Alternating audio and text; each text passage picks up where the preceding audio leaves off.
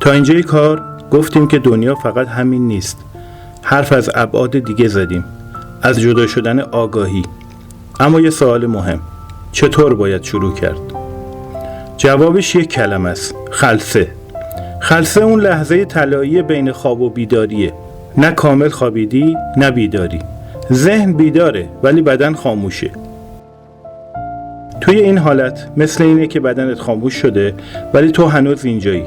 میشنوی، فکر میکنی، حتی ممکنه حس کنی داری تو فضا حرکت میکنی یا صدای عجیبی میشنوی.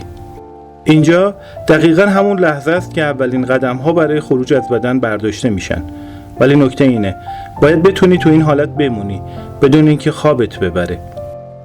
بعضی ها تو خلسه حس میکنن بدنشون سنگین شده یا برعکس خیلی سبک شدن. یه عده میگن موجی از لرزش از پاهاشون رد میشه. حتی ممکنه صداهایی بشنوی که هیچ منبعی نداره. همه اینها طبیعیه، نترس. بدنت داره آماده میشه برای یه اتفاق بزرگ: خروج آگاهانه از مرز فیزیکی. اگه تمرینش کنی، خلسه تبدیل میشه به یه ابزار، دروازه‌ای به دنیای اختری. تا اینجای کار آماده شدی. ذهنت بیداره، بدنت خوابه، تو خلسه‌ای. دروازه بازه، فقط یه قدم مونده: خروج. لحظه خروج همیشه یه لحظه خاصه. گاهی با لرزش شدید شروع میشه، یه موجی که از ستون فقراتت رد میشه. گاهی با صدای زنگ، باد یا حتی یه صدای انفجار درون سرت. بدن انرژی داره بیدار میشه. تو اون لحظه حس میکنی یه چیزی از درونت بلند میشه.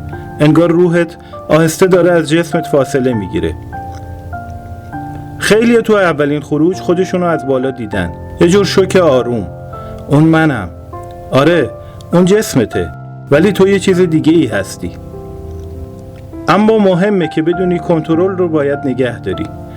نباید بترسی، نه زیادی هیجان زده بشی. چون هر لرزش احساسی مثل یک کش برات میگردونه به جسمت. یه رشته انرژی هست که همیشه باهاته. بهش میگن کابل نقره‌ای یا طناب نقره‌ای. نمیذاره گم شی. همیشه راه برگشت رو داری. اگر تونستی چند ثانیه جدا بمونی، تبریک میگم. الان توی دنیای اختری هستی. نه خواب میبینی نه خیال. واقعیه. فقط فیزیکی نیست.